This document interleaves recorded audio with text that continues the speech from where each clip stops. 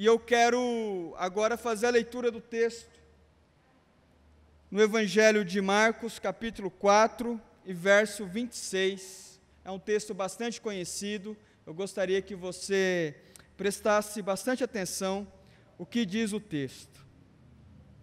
Jesus está dizendo, ele prosseguiu dizendo, ou Jesus continuou contando uma parábola. O reino de Deus é semelhante a um homem que lança a semente sobre a terra. Noite e dia, estando ele dormindo ou acordado, a semente germina e cresce, embora ele não saiba como. A terra, por si própria, produz o grão, primeiro o talo, depois a espiga, e então o grão cheio de espiga. Logo o grão fica maduro, o homem lhe passa a foice, porque chegou a colheita. Feche seus olhos, vamos orar ao Senhor. Espírito Santo de Deus, obrigado, ó Pai, por essa noite. Peço para que o Senhor esteja falando conosco nessa noite de um modo especial. Não aquilo que desejamos, não aquilo que queremos, mas aquilo que o Senhor quer falar com a igreja nessa noite. Em nome de Jesus. Amém e amém. Irmãos, se você fizer uma leitura dos evangelhos, e quando eu falo evangelhos, eu estou me referindo aos primeiros 4 livros do Novo Testamento: Mateus, Marcos, Lucas e João. Esses são os evangelhos. É nesses 4 primeiros livros do Novo Testamento onde nós vamos ouvir os ensinamentos de Jesus, vamos testemunhar como que foi as ações de Jesus na terra. Depois desses 4 evangelhos, Jesus ele já não vai estar presente mais ali fisicamente. Jesus já vai ter sido morto na cruz, vai ter ressuscitado e vai ter subido ao céu. Então, quando você decide fazer um estudo da palavra de Deus e você fala assim, olha, eu quero saber mais sobre Jesus, eu quero estudar mais sobre Jesus, aonde você vai? Você vai nos evangelhos, embora nós, como cristãos, sabemos que Jesus está presente em toda a Bíblia, em todas as Escrituras, mas, quando você quer saber da vida presencial, carne e osso de Jesus, você vai ler os 4 primeiros livros do Novo Testamento. E quando nós lemos os 4 primeiros livros do Novo Testamento, nós vamos ver Jesus iniciando o seu ministério. Ele começa o seu ministério sozinho.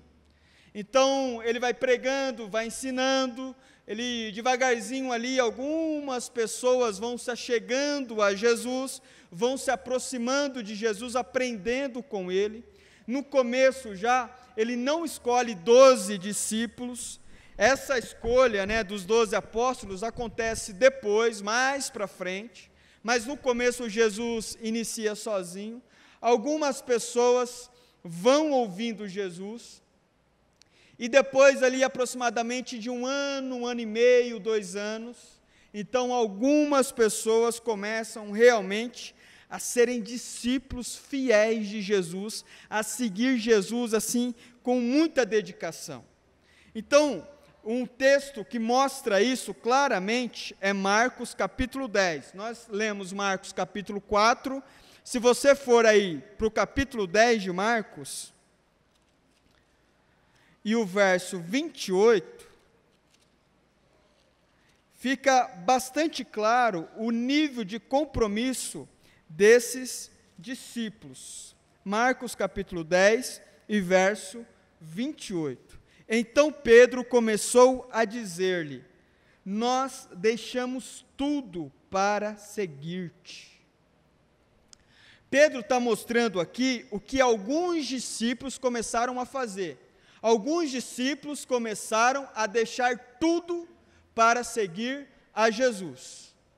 Isso é um detalhe muito importante para nós, porque nós pensamos que seguir a Jesus não exigirá de nós renúncia alguma. A gente não vai precisar abrir mão de absolutamente nada. E não é isso que Pedro diz. Pedro diz: nós deixamos tudo para te seguir. Para seguir a Jesus, terá um preço. Seguir a Jesus exigirá de nós renúncia.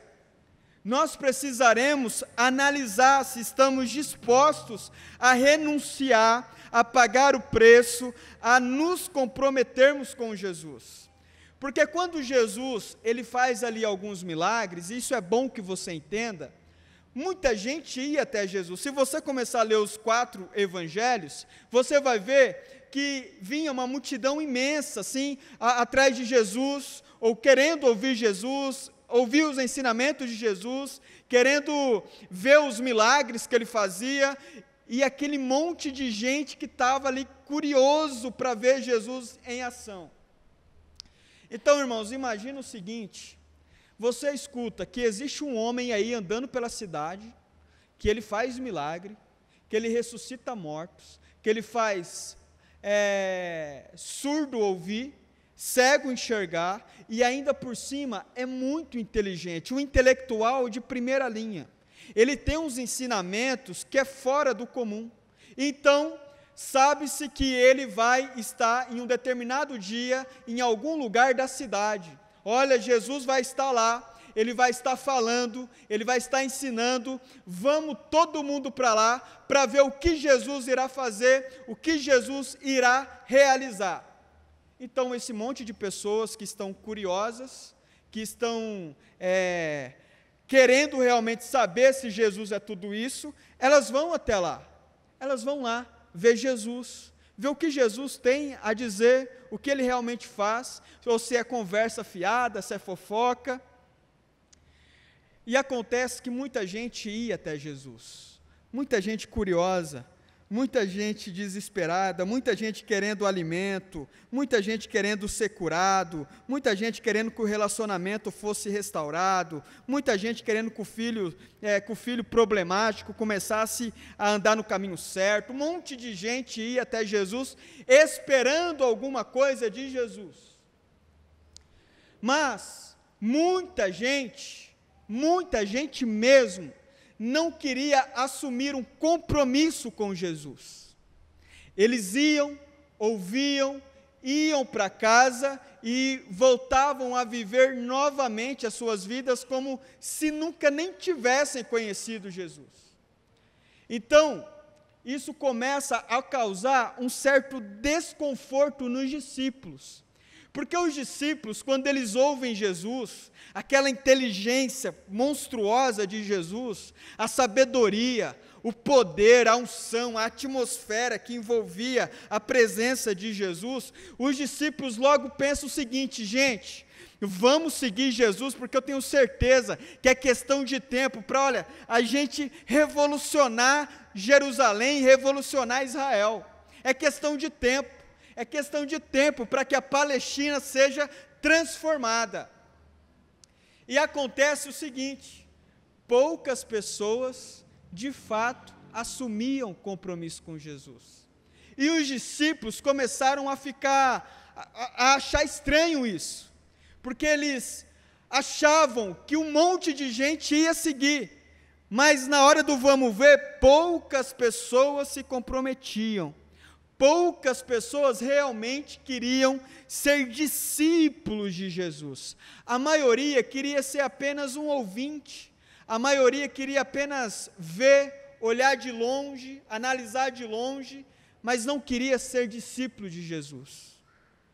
Então, um outro texto que deixa esse incômodo dos discípulos bastante claro para nós, está lá no Evangelho de Lucas, capítulo 13 e verso 23. Abra sua Bíblia no Evangelho de Lucas, capítulo 13 e verso 23. Para que os irmãos saibam, a minha linguagem, a linguagem da minha Bíblia é a NVI, tá bom? Então, quando eu leio, talvez você encontre alguma dificuldade, é a nova versão internacional, NVI. Lucas capítulo 13 e verso 23. Deixa eu achar aqui.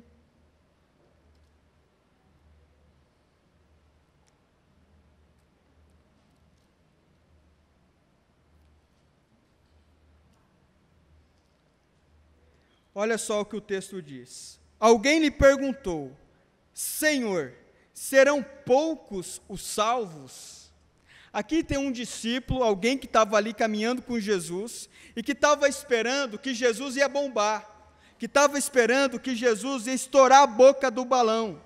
E aí então eles começam a ver que vinha um monte de gente querendo ser curada, querendo alimento, querendo um monte de coisa de Jesus, mas as pessoas que realmente se tornavam discípulos eram poucos. Então alguns dos discípulos provavelmente perguntam para Jesus, lá em Lucas capítulo 13 e verso 23, Senhor, serão poucos os salvos? Porque eu estava com uma expectativa totalmente diferente. Eu estava com uma expectativa de que o Senhor iria fazer coisas grandiosas, espetaculares, e as pessoas iriam vir, vez após vez, cada vez mais, a seguir ao Senhor e assumir um compromisso com o Senhor.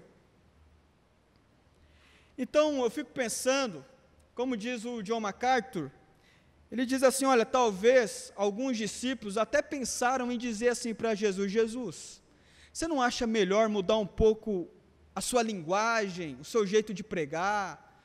Eu acho que você está dando umas palavras muito duras, e eu acho que isso aí não está pegando legal, o pessoal não tá conseguindo assim, se identificar muito com você.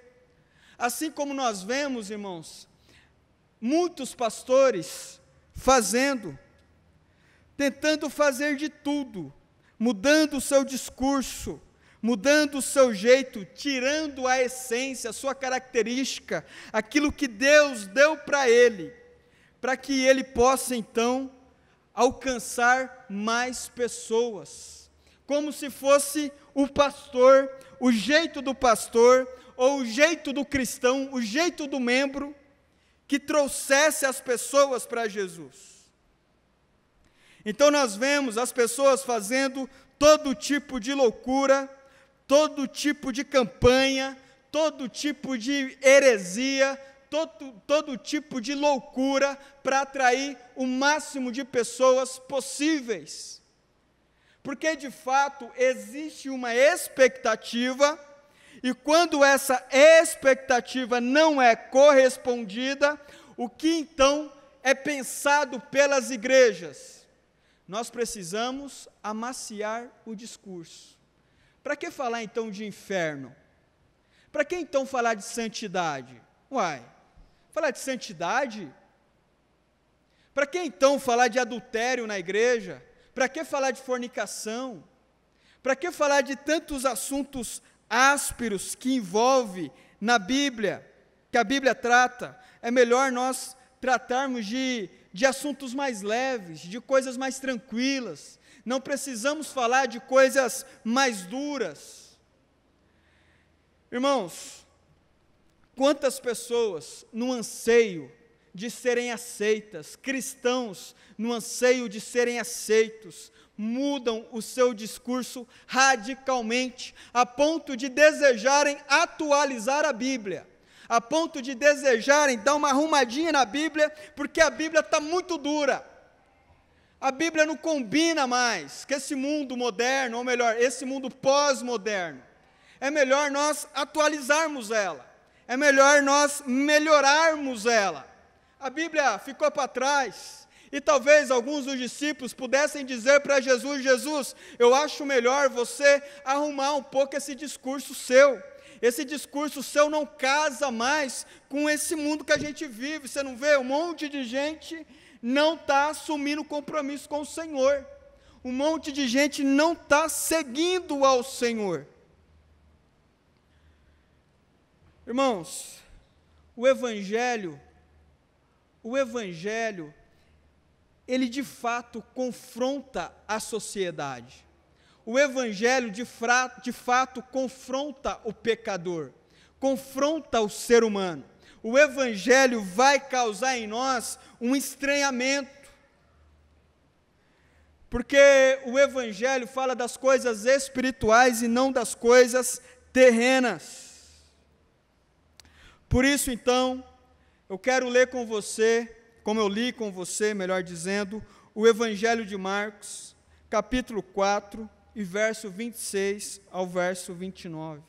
Jesus, então, vendo esse incômodo dos discípulos, eles desesperados, porque eles achavam que eles estavam fazendo a melhor coisa da vida deles. Tanto é que Pedro diz assim: Senhor, eu deixei tudo para seguir ao Senhor. Meus irmãos, presta atenção aqui em mim. Você tem noção do que é deixar tudo para seguir a Jesus? É você deixar o emprego. Pedro era pescador, ele parou de ser pescador para seguir a Jesus. Pedro tinha sua empresa, ele fechou a empresa. Ele falou assim: estou vendendo aqui o meu barco, estou vendendo as minhas redes de pesca, estou vendendo tudo, porque agora eu tenho um outro propósito, eu vou seguir Jesus. Inclusive, essa casa que eu moro, também eu vou colocar para alugar, porque eu nem vou ficar muito aqui na cidade mais, porque agora a minha missão de vida é seguir a Jesus, é ir aonde Jesus vai. Ele disse: eu deixei tudo, nós deixamos tudo para seguir ao Senhor. Então Pedro estava acreditando que, de fato, ele estava entrando em um local, em um momento, onde não só ele ia largar tudo, mas um monte de gente ia fazer a mesma coisa que Pedro. Mas qual é a surpresa de Pedro? Não foi um monte de gente. Não foi um monte de gente que fez o que Pedro e outros discípulos fizeram. A maioria não largou nada para seguir a Jesus. A maioria nem sequer quis seguir a Jesus. Isso é muito importante. Por isso que a parábola diz. Jesus então conta essa parábola para os discípulos. O reino de Deus é semelhante a um homem que lança a semente sobre a terra. Jesus está contando a parábola falando sobre um lavrador, um homem que lança a semente. O que é esse homem? É o cristão que prega o evangelho, é o evangelista. Esse homem que lança a semente. E o que é a semente? É o evangelho. Então tem um homem e tem a semente, que é o evangelho. E esse homem lança o evangelho, ele lança a semente. No verso 27, noite e dia, estando ele dormindo ou acordado, a semente germina e cresce, embora ele não saiba como. Olha que interessante, o homem trabalha, ele lança a semente e depois vai dormir. Porque o trabalho do homem é lançar a semente. O trabalho do evangelista, o trabalho de todo cristão é lançar a semente. Agora, o cristão, o evangelista, ele não tem poder, ele não tem domínio para saber se a semente vai crescer ou não. O que resta a ele é confiar na soberania de Deus. É confiar que aquela semente que ele lançou, Deus fará prosperar. Então, nós temos a função e o dever de entender que a semente é obra, quem faz a semente crescer é Deus, é obra do Espírito Santo. Olha só que interessante o que o John MacArthur diz. Ele diz o seguinte: é o Espírito de Deus que ergue as almas da morte para a vida, não são os métodos ou as técnicas do mensageiro. É o Espírito de Deus. Então eu quero dar alguns exemplos para você, para que você entenda bem o que eu estou querendo dizer. Lançar a semente. Hoje nós ouvimos um testemunho aqui da Denise. Testemunho maravilhoso, abençoado. O que a Denise fez? Ela lançou a semente. A Denise, ela pregou o Evangelho por meio de um testemunho daquilo que Jesus fez na vida dela. Ela lançou a semente. E talvez nessa noite aqui, tinha alguém que precisava ouvir exatamente isso. O que foi dito pela boca da Denise. Não foi nem o louvor, e nem a pregação do pastor, e nem qualquer outra coisa, foi o testemunho. Ela lançou a semente. Quando você pega uma pregação, e você pega lá o seu WhatsApp e envia a pregação para algum colega seu, para algum amigo, amiga, parente, o que você está fazendo? Você está lançando a semente. Quando você vai na casa de alguém, e uma pessoa começa a abrir o coração para você, que ela está passando por um momento difícil, complicado, seja de saúde ou emocional, seja o que for, e você fala assim, olha, eu posso ler um versículo com você? Eu posso fazer uma oração por você? E aí a pessoa diz assim, pode sim, pode ler sim, pode fazer uma oração sim. Você está lançando a semente. E essa pessoa, ela pode ir num show do Fernandinho, do Hillsong, ela pode ir num show das bandas gospels mais famosas, ela pode ouvir uma pregação do Hernandes Dias Lopes, do Augusto Nicodemos, ela pode fazer o que ela quiser fazer, e o coração dela não será tocado do modo como foi tocado quando você foi lá na casa dela fazer uma oração e ler um versículo. Porque quem faz, quem age, é o Espírito Santo de Deus. É o Espírito Santo de Deus, e nós não sabemos qual semente irá florescer, qual semente irá dar certo, qual semente irá frutificar. Mas o trabalho do evangelista, o trabalho do cristão, como Jesus está dizendo, é lançar a semente. E por isso nessa noite, meu irmão, eu quero dizer para você, você jovem, você adolescente, você já mais velho, não deixe de lançar a semente. Talvez o seu marido não é cristão, talvez a sua esposa não é cristã, os seus filhos não são. Não deixe de lançar a semente. Um simples convite que você faz para vir à igreja, você está lançando a semente. Você pode convidar, e eu já vi casos assim, do marido que convida a esposa para vir para a igreja, a esposa não quer vir de jeito nenhum. E o marido convida uma vez, a esposa fala, não vou não, vai você. Aí o marido, para não ficar chato, né, ficar toda hora convidando e tal, ele fala, então tá bom. Aí quando tem alguma coisa especial, ele vai lá, olha, hoje vai ter um negócio lá na igreja, vamos lá. Ah não, hoje eu não quero ir. E passa 1 ano, 2 anos, 3 anos, tal, e o coração da pessoa está ali, duro, fechado.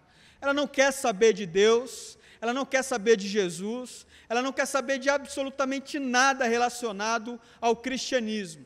O coração dela está na empresa, está no emprego, está nos filhos, está nos amigos, está em qualquer coisa, mas não está nas coisas espirituais. Então, depois de 5, 6 anos, um certo dia, o marido, ele lança novamente a semente, e ele diz assim, olha, vamos na igreja? E justamente, depois de 6 anos, lançando a semente, naquele exato dia, naquela exata hora, minutos, o coração da esposa dele está aberto para as coisas espirituais. E ela ouve o convite do marido de um modo diferente. E ela diz, hoje eu vou na igreja. E ela vem na igreja. E Deus fala com ela. E a vida dela é transformada. A vida dela é modificada de um modo que ela jamais imaginou. Porque quem faz não é o evangelista. Não é se o evangelista tem uma oratória incrível. Não é se o evangelista, se o cristão, ele tem uma intelectualidade acima da média. Não é se ele se veste de um modo moderno ou de um modo anos 70. Não é se ele usa cabelo Black Power ou se ele faz qualquer coisa com o cabelo. O poder está em Deus. A nós nos resta o quê? Lançar a semente. Nós, como cristãos, precisamos sempre estar lançando a semente. Uma simples publicação que você faz nas suas redes sociais, um simples post que você faz, tem gente que vai ver lá você postando aquilo, por vários meses, anos, a pessoa nunca vai dar bola, mas vai ter um dia, irmãos, e você pode ter certeza que vai ter esse dia, em que você vai fazer um simples post na rede social, talvez você nem vai falar muita coisa, você apenas vai escrever um versículo lá, e aquele versículo vai vir como uma flecha no coração daquela audiência, vai vir como uma flecha no coração daquele amigo seu. Por isso que nós, então, precisamos estar atentos e fazendo o trabalho de lançar a semente do lavrador. E noite e dia, estando ele dormindo ou acordado, a semente germina e cresce. Olha, uma vez eu lembro que a gente estava conversando na igreja, lá no outro salão, e eu estava perguntando assim para os irmãos, vocês lembram quando vocês se converteram a Jesus? Como que vocês se converteram a Jesus? Quem foi a pessoa que foi usada por Deus para que você conhecesse o Evangelho? E a maioria respondeu que foram cristãos simples, humildes. Não foi grandes intelectuais, eu mesmo, irmãos, a pessoa que teve influência na minha vida para que eu começasse a ir para a igreja foi uma prima minha. Ela era muito mais velha do que eu, ela começou a ir na igreja, ela e o marido dela, e começaram a me levar para a igreja. Se você for lá querer ter um estudo bíblico com ela, você não vai ter. Ela não é essa pessoa que vai dar um estudo de teologia para você. Simples de tudo, mas ela foi a pessoa que lançou a semente sobre a minha vida e disse assim, Pablo, vamos na igreja esse domingo. E aí eu fui na igreja, e Deus fez a obra, porque o poder não está em você, meu irmão, o poder está em Deus, e por isso você não deve jamais deixar de lançar a semente, não deixe. Quantas pessoas se converteram por oração da mãe, a mãe que muitas vezes só sabe orar, ela não sabe dar um estudo bíblico, ela não tem um conhecimento de teologia, é só a oração mesmo, mas a oração dela, a semente dela, foi suficiente para que Deus trabalhasse na sua vida. E quantos filhos não nascem na igreja, crescem na igreja, realmente têm uma experiência de conversão, dão frutos na igreja e morrem tendo toda uma vida cristã, sendo que tiveram ali o trabalho de um evangelista na vida deles, por meio da mãe, por meio do pai. Então nós não podemos negligenciar as sementes que temos em nossas mãos. Não podemos negligenciar. Por isso, irmãos, 1 Coríntios, abra sua Bíblia junto comigo em 1 Coríntios, capítulo 3 e verso 6. O apóstolo Paulo, ele planta uma igreja na cidade de Corinto. Então, Apolo depois fica lá para cuidar dessa igreja. E o apóstolo Paulo está falando justamente sobre isso que eu estou falando com os irmãos hoje. 1 Coríntios capítulo 3 e verso 6. Eu plantei, Apolo regou, mas Deus é quem fez crescer. Eu plantei, Apolo regou, mas Deus é quem fez crescer. Isso é importante e fundamental que você tenha no seu coração. Nós temos a função de trabalhar, nós temos a função de plantar, nós temos a função de regar, mas o nosso dever principal, depois que o nosso trabalho foi feito, é aprender a descansar em Deus. É por isso que o tema da pregação dessa noite eu coloquei como a teologia do sono. A teologia do sono, não a teologia desesperada por resultados, porque o resultado vem da mão do Senhor. Eu plantei, Apolo regou, mas Deus é quem fez crescer. Então todo evangelista, todo cristão, você precisa ter consciência disso. Quem faz crescer, quem quebranta o coração de um homem ou de uma mulher é apenas Deus, e mais ninguém. Verso 7, o apóstolo Paulo continua: de modo que nem o que planta, nem o que rega são alguma coisa, mas unicamente Deus que efetua o crescimento. Nem o que planta, nem o que rega são alguma coisa. O apóstolo Paulo poderia ter dito diferente. Ele poderia ter dito: olha, eu tive um trabalho muito importante na plantação da igreja aqui em Corinto. Eu tive um trabalho relevante, o Apolo também está desenvolvendo um ótimo trabalho aqui. E eles poderiam ter pegado para eles uma glória que não é deles. Como nós ouvimos bastante pessoas dizer assim: olha, eu já ganhei umas 11 almas para Jesus. Eu já ganhei 2 almas para Jesus. Eu já ganhei 20 almas para Jesus. O que é ganhar alma para Jesus, senão um erro teológico, uma heresia? Homem nenhum ganha alma para Jesus. Quem ganha alma para Jesus é Ele mesmo. É o próprio Deus que traz os que estão perdidos para si. É o próprio Deus que resgata o pecador e traz para si. É o próprio Deus. Então, homem nenhum ganha alma para Jesus, a não ser Deus. Irmãos, isso é importante porque nós precisamos entender que o nosso trabalho, ele precisa ser feito. Eu plantei, Apolo regou, mas Deus deu o crescimento. Vamos pensar numa família? O marido planta, a esposa rega na vida do filho, mas Deus é quem converte o coração do filho. É Deus que não deixa o filho cair nas drogas. É Deus que não deixa o filho cair na prostituição. É Deus que não deixa o filho cair em qualquer desgraça que aconteça. É Deus. O nosso trabalho é orientar, é ensinar, é orar, é lançar a semente. Mas Deus é quem dá o crescimento. Presta atenção numa outra afirmação que o John MacArthur faz e que eu acho muito importante que você grave isso no seu coração.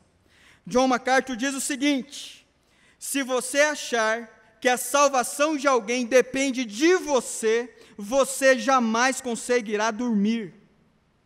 Se você achar que a salvação de alguém depende de você, você jamais conseguirá dormir. Tem pessoas que realmente acreditam nisso, e por isso eu acho que isso é uma coisa importante para a igreja ter conhecimento. Você não é responsável pela salvação de ninguém. Você não salva ninguém. E muito pelo contrário, se você achar que você é responsável pela salvação de alguém, você não dormirá em paz. Você cairá numa depressão profunda, você precisará de remédios para ansiedade, você precisará de um monte de coisas para conseguir dormir à noite. O que cabe a você então, já que você não pode salvar ninguém? Lançar uma boa semente, fazer o bom trabalho de um lavrador, fazer um trabalho caprichado, fazer um trabalho de excelência, fazer o melhor que você pode com aquilo que Deus tem colocado nas suas mãos, mas ter a consciência sempre que não é você que pega o coração de um homem, um coração de pedra, e transforma em um coração de carne. Não é você que faz um homem nascer no Espírito, não é você, é o próprio Deus. E você percebe Deus agindo de várias maneiras, as mais inusitadas possíveis. Eu me recordo sempre do Gerson e da Jo, que uma vez vieram em um evento de casais aqui na igreja, e teve um evento de casais, normal, tal, e de repente, eles gostaram, nunca tinha ido na igreja, na nossa igreja, nunca tinha ido, foram no evento de casais, aos nossos olhos, assim, analisando, nem foi lá aquelas coisas, né? Não foi assim, nossa, que evento de casais, meu Deus. Não foi uma coisa simples, mas foi uma semente. E o Espírito Santo quis, naquele momento, trazer a salvação para o Gerson, para a Jo e para a família. Deus é soberano. E às vezes nós nos esquecemos disso. Nós nos esquecemos. É por isso que eu não gosto de forçar ninguém a batizar, a ser membro de igreja. Eu não gosto de forçar ninguém a fazer nada disso. Quer ser membro de igreja, a pessoa, irmão, quando ela decide batizar, quando ela decide ser membro de igreja, mesmo que você proíba, ela dá um jeito de batizar. Se você não pode, não, eu vou batizar de qualquer jeito. Agora, quando a pessoa fica naquela, tal, deixa, a semente ainda está germinando. No momento certo, a pessoa batiza. No momento certo, a pessoa se torna membro da igreja. No momento certo, ela se torna um evangelista do evangelho. No momento certo. Não precisa ficar no pé, não precisa ficar cobrando, não precisa ficar em cima. Confie. A teologia do sono. Lance a semente. O semeador saiu a semear, lançou a semente e voltou para dormir. Depois do trabalho dele feito, ele voltou para dormir e descansar na soberania de Deus. Você lançou a semente, você orou, você ensinou, você pregou a palavra, você fez alguma coisa para que essa pessoa pudesse pelo menos saber que você é crente, saber que você vai numa igreja, saber que você crê em Jesus, você fez, lançou a semente. Meu irmão, descansa o coração, confie na soberania de Deus. Deus fará todo o trabalho. Deus fará o trabalho. Eu sei que tem gente que às vezes fica desesperada, querendo que alguém da família se converta, querendo que alguém da família ali assuma um compromisso com Jesus. Às vezes quer empurrar a pessoa para batizar, vontade de pegar a cabeça da pessoa e afundar na água à força. Mas, irmãos, aprenda a descansar no Senhor. Quantas pessoas batizam por causa de pressão? Quantas pessoas se tornam membros de igreja por causa de pressão? 2 anos depois, saem da igreja, acaba casamento, acaba tudo, vai viver uma vida promíscua, porque não foi algo de Deus, foi algo por pressão, por emoção. Quando é de Deus, permanece. Quando é de Deus, vai até o fim da vida. E por isso nós precisamos confiar nessa soberania, que o apóstolo Paulo diz, é Deus quem dá o crescimento. É Deus que pega o coração do pecador e traz para si, é Deus, não é a gente. Então nós precisamos aprender a descansar nesse Deus. E como eu falei semana passada, né, sobre preguiçoso e tudo mais, algumas pessoas já vão olhar para esse texto e falar, teologia do sono, né, então quer dizer, não preciso fazer nada. Que é o famoso caso do hipercalvinista. O hipercalvinista, ele é assim, ele fala, não, Deus é soberano, Ele converte quem Ele quiser, tal hora que Ele quiser, então eu não preciso fazer nada. É só jogar videogame e Deus fará o resto. Não preciso ir para a África, não preciso ir para a China, não preciso evangelizar ninguém em Piracicaba, eu vou ficar na minha e Deus faz a obra. Isso é um erro teológico também. O que Jesus nos ensina? O semeador saiu a semear. Um homem lançou a semente sobre a terra. Nós temos um trabalho. Depois que esse trabalho foi feito, aí nós descansamos. Trabalhamos e descansamos. Trabalhamos e confiamos que Deus fará o que Ele quiser fazer. No entanto, partindo já para a parte final, eu não posso deixar de ler Romanos capítulo 10 com você. Abra sua Bíblia em Romanos capítulo 10 e verso 14, que é um texto maravilhoso, onde o apóstolo Paulo diz algo importante para a igreja.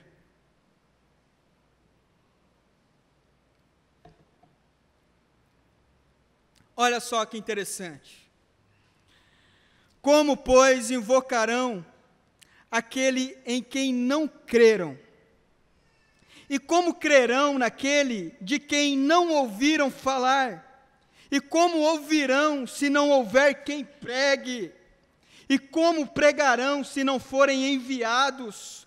Como está escrito: como são belos os pés dos que anunciam as boas novas. Irmãos, O que o apóstolo Paulo está dizendo? Existe trabalho a ser feito.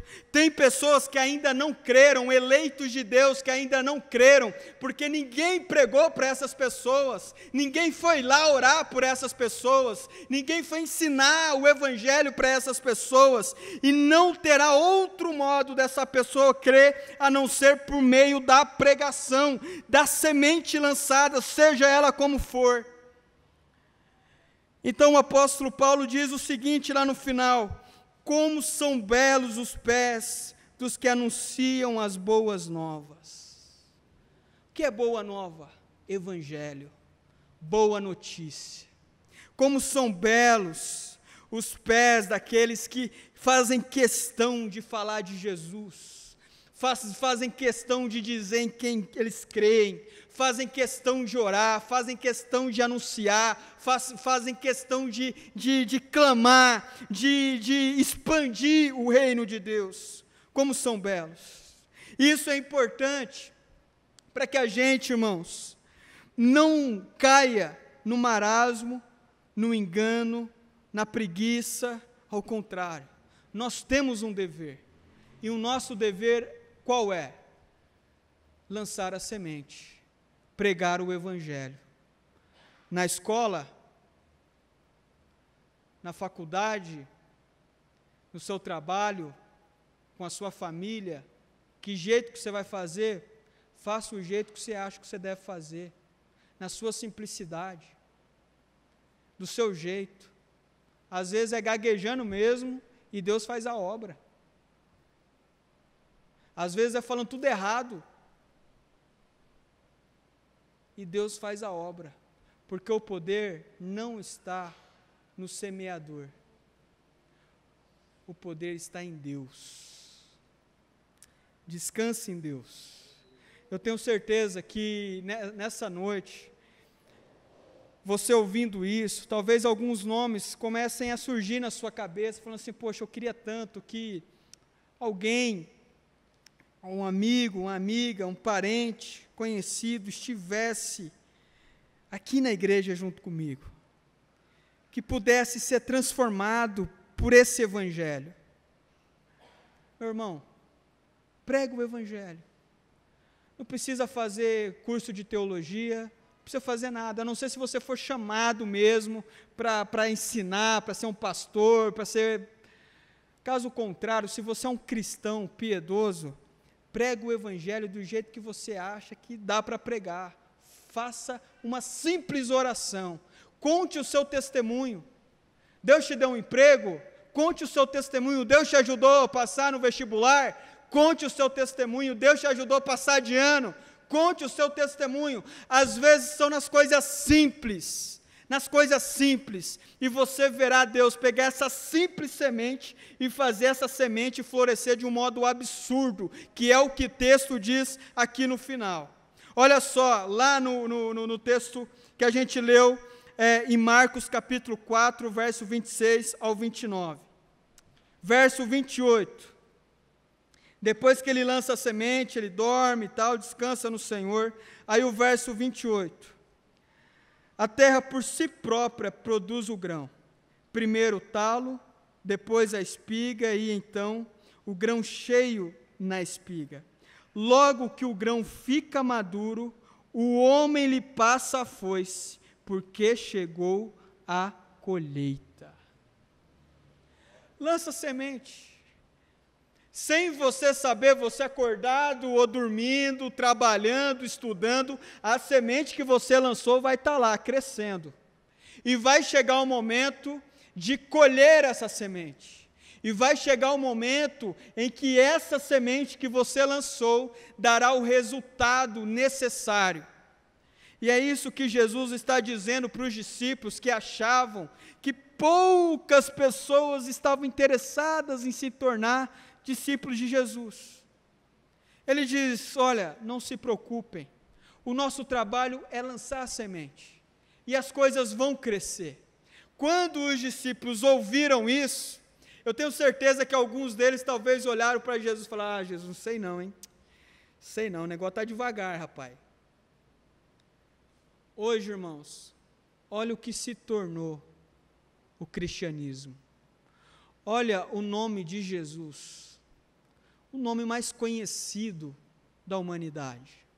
Olha a potência, olha a grandeza disso.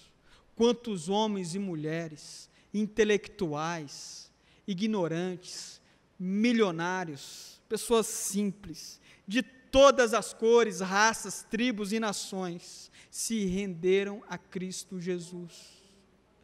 Um negócio que lá no começo, os discípulos olharam e falaram assim: Senhor, será? Será? E Jesus está ensinando os seus discípulos, e nessa noite ensinando a nossa igreja, a lançarmos a semente. Lança a semente. Faça do jeito que você acha que dá para fazer. E você verá o resultado.